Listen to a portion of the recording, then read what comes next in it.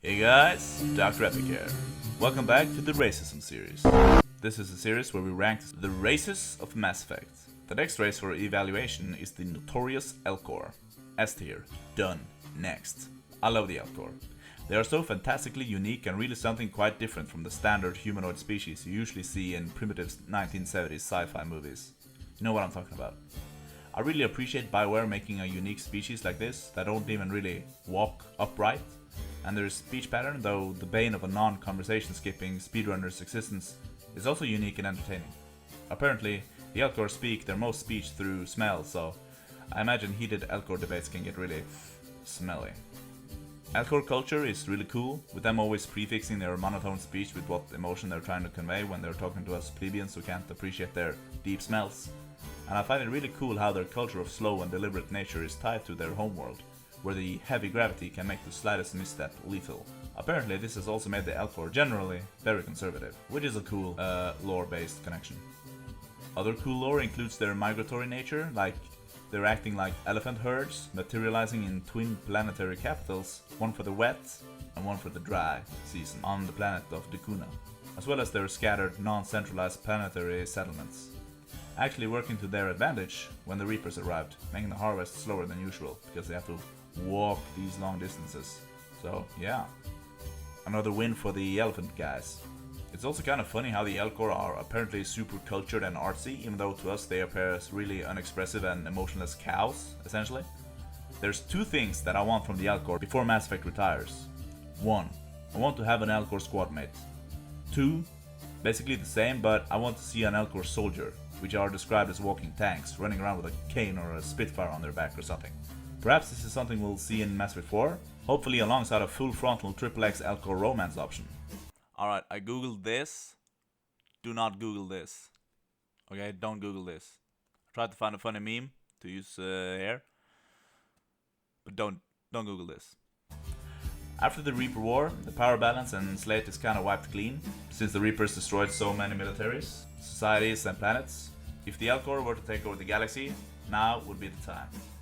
But elcor nature, being defensive, introverted, conservative and overtly careful, might limit their drive to do such a thing. Most likely, I think the elcor will simply tend to care for their existing worlds, to repopulate them, repair them, and return to their largely isolated galactic existence. What role any Andromeda elcor will play is hard to say.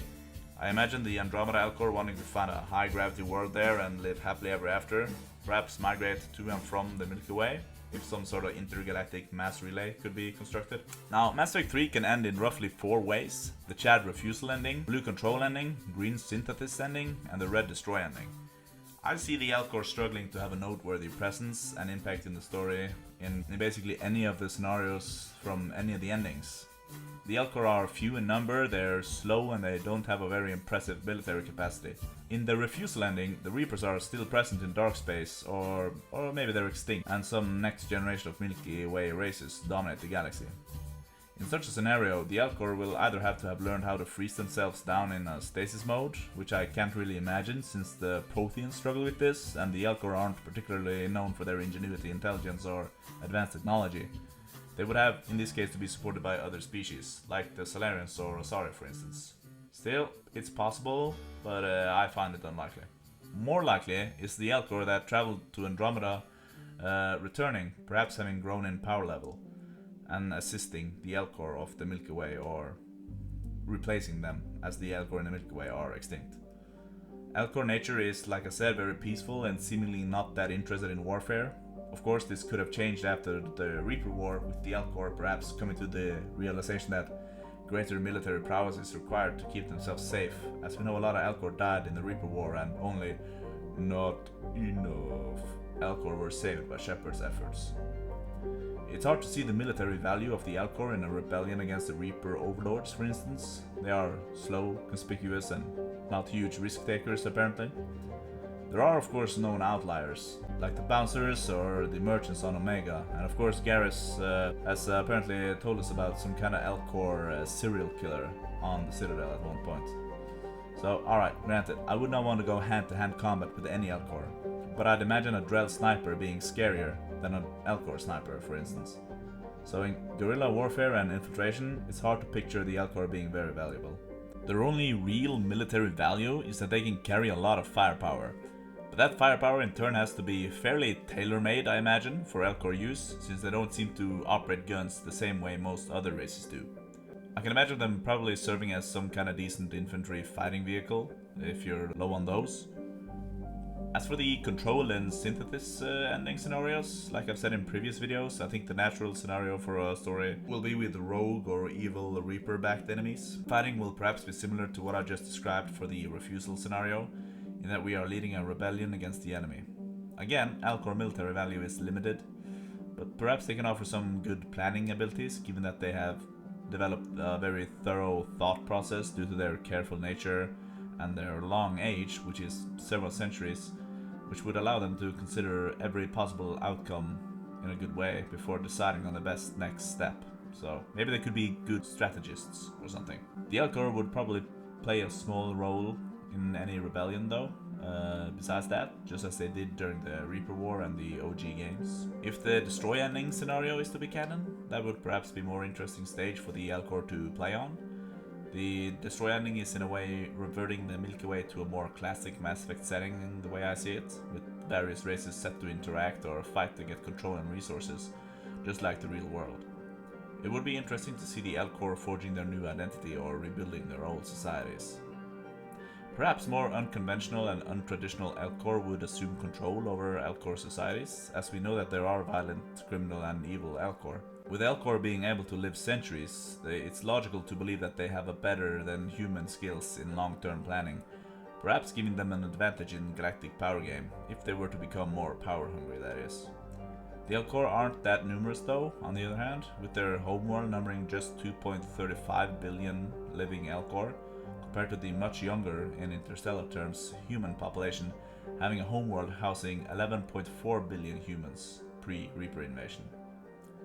So to summarize all these thoughts, in the destroy scenario, the elcor seem to have the most potential to evolve and change out of the different Mass Effect 3 endings. But I don't think these traditionally conservative and careful creatures will seek to change their societies too much. I imagine them spending their resources simply to repair pre-existing colonies and their populations. In galactic politics, I imagine them assuming a neutrality policy or something like that. Perhaps they want to expand their military capabilities in light of the Reaper War's aftermath, saddened by the immense loss of life, but more than that, I can't really imagine them trying to become some sort of military powerhouse. As for the elcor that travel to the Andromeda Galaxy, like I said, I imagine them looking for a high-gravity world suitable for their needs and just staying there, but I can't remember any that would fit that description in the Helix cluster, out of the planets I mean, off the top of my head. Let me know what planet you think the elcor would prefer. Perhaps Meridian, as I imagine that planet, quote unquote, having some kind of variable gravity control, which would be nice for the elcor. But to conclude, I don't think the elcor will be really important in the next game either, but damn it, I want to see them again so bad, and I'm really interested in seeing how they respond to the destruction of the Reaper War, and if that will affect their deeply traditional and conservative societies or not. So I really love the elcor, and I want to see them again. They're really unique and original and really help make Mass Effect feel like a universe packed with interesting aliens. Mass Effect needs more of these types of creatures. On the other hand though, they don't play any role of importance to the plot and story.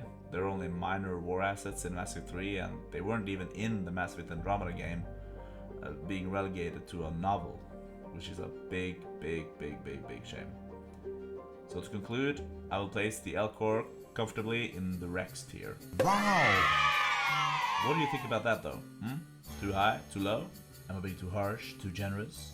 Is there something about the elcor I did mention that I should have mentioned? Do you love them? Do you hate them? And what do you think the elcor will be up to in the next game? Let me know. And for now, this is Dr. Epic signing out. Like if cool, dislike if cringe. And remember, stomp that subscribe button with your elephant feet.